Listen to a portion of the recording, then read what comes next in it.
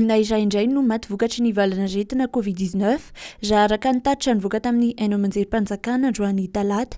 Avy any amin'ny faritra an-toerana ity olona iray ity. Noho izany dia tafakatra 537 ireo olona maty noho ny valanaretina COVID-19 hatramin'ny nidiran'ny valanaretina teto Madagasikara.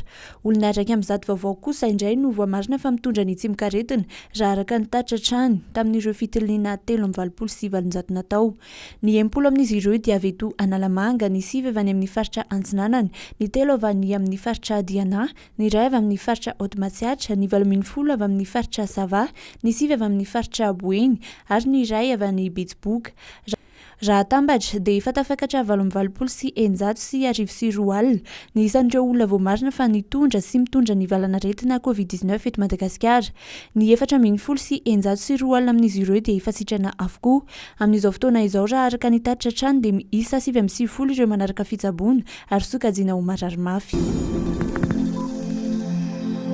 Nandray fepetra entitra ny prefektioran'ny Toamasina hisorohana ny fiparitahan'ny tsimokaretina coronavirus an Toamasina. Araka ny fanapahana izay niraisina tao anivon'ny prefektiora dia tsy maintsy hajaina ny elanendana iray metatra amin'ny toeram-pivoriana rehetra, manomboka any am-piangonana ka hatrany amin'ny toerana fanaovana fanatanjahantena sy filanonana isan-karazany.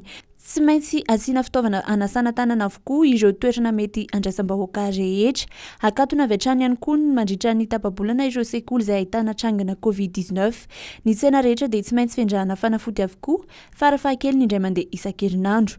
Ireo fiara fitateram-bahoaka dia tsy mahazo manao taingim-be, toy izany ihany koa ny tuk-tuk sy ireo taxi. Tsy maintsy mikatona avokoa ireo toerana fisotroana toaka manomboka amin'ny 10 ora alina. Tsy maintsy manao aro-vava-trano ireo olona rehetra izay mifamezivezy.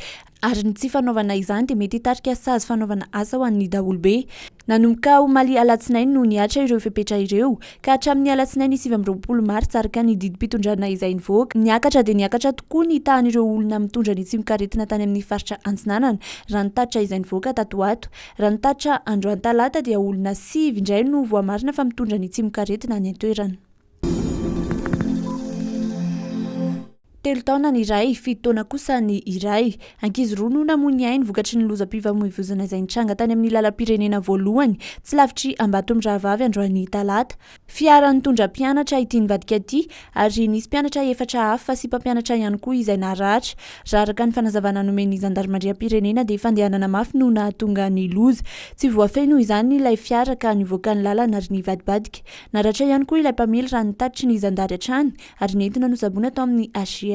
Andraisana fepetra ity mpamely ity raha ny fanazavan'ny zandarmaria hatrany raha voafaritra ny vady zony.